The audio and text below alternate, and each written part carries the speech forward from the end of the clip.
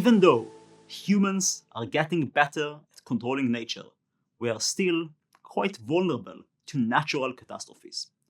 The most salient natural GCR is asteroid and comet impact, and that's for an understandable reason. There is a good chance that a precedent exists. A roughly 10-kilometer asteroid is theorized to have caused the extinction of 3/4 of the species on Earth at the end of the Cretaceous period, ending the long reign of the dinosaurs.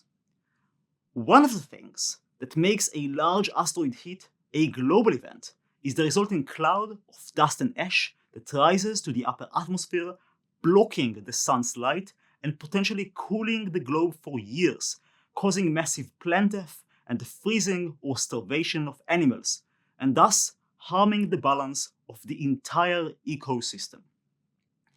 Another form of threat is supervolcanic eruptions, explosions that released more than 1,000 cubic kilometers of rock, 1 trillion cubic meters.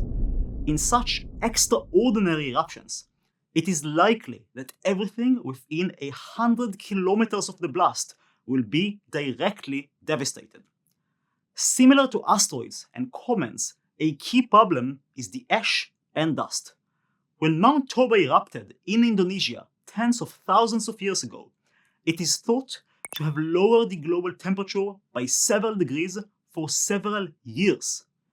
Even when a much smaller event happened, the eruption of Mount Tambora in the 19th century, a global cooling of 1 degree Celsius happened, with places as far as the US suffering from summer snows and crop failures in the following year. The list of natural GCRs goes on and on, even if we are willing to limit ourselves only to risks that have serious scientific backing.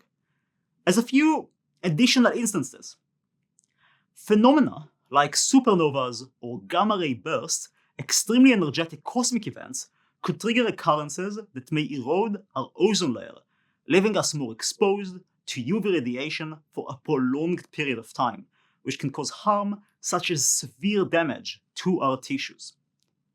Geomagnetic storms, a temporary disturbance of our magnetosphere caused by a solar wind shockwave, could potentially disrupt electrical grids, communication networks, and satellite operations on a global scale, and could theoretically bring down our technological infrastructure and shut down critical systems worldwide. Or, if we look at much larger timescales, there are significant risks resulting from events such as the brightening of our sun.